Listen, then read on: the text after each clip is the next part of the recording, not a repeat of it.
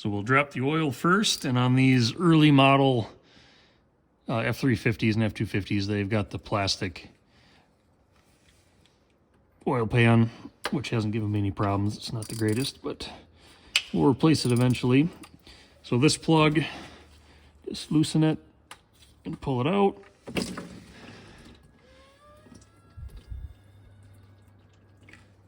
And make sure you got an oil pan big enough to hold all of it. It's right around 13 quarts.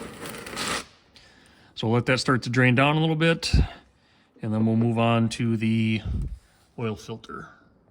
Now that the crankcase is just kind of dripping a little bit, we'll take off the oil filter, and these make a mess no matter what you do.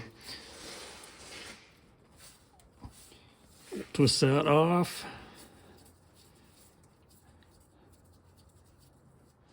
Then it'll start draining out. We'll let that drain for just a little bit.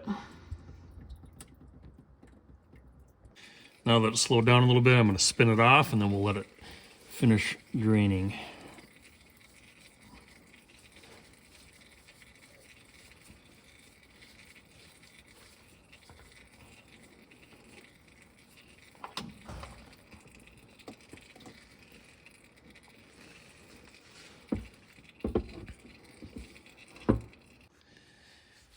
All right, it's been draining for a good 10 minutes or so, and we're down to a slow drip. So I'm gonna replace the oil filter. So I'm gonna try to wipe this up the best I can and then get the filter on quick. One thing that I do is on the gasket here is I put a little oil on there that'll help it from sticking to the engine here. Wipe that and get that up on there. And these don't have to be reefed on. You just get them hand tight and then give it an extra quarter turn.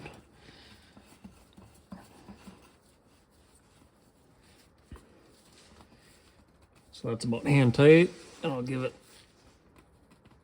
that, and that's enough.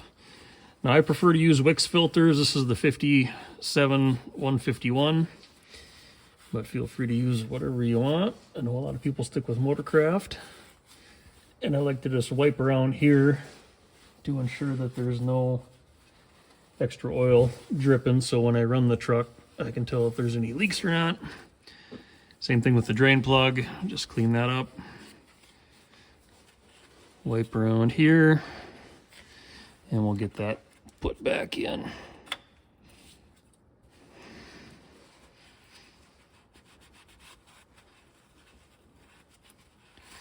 And that's it for underneath. Then from the top side of the truck, we'll come under the hood, remove the oil cap. And I always use a funnel because I have a tendency to spill stuff.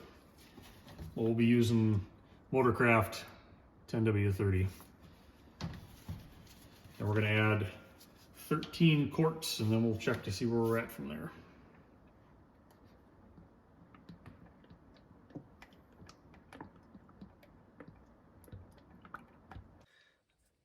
So I added the 13 quarts, and now we're just going to let the engine run for a few seconds to allow the oil to get down into the oil filter, and then we will check the oil level.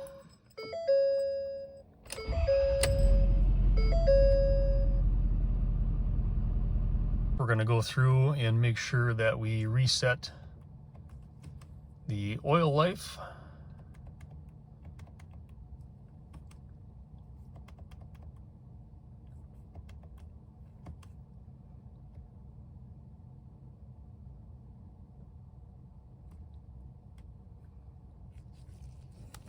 And we're good to go.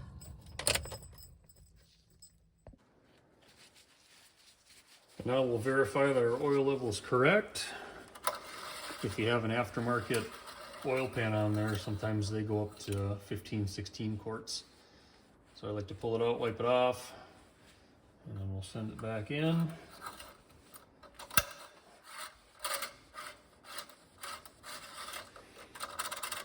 Make sure you get it all the way in. And check for the proper level.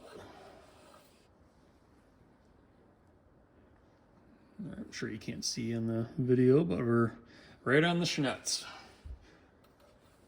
So that's that. If you have any questions, feel free to post them in the comments.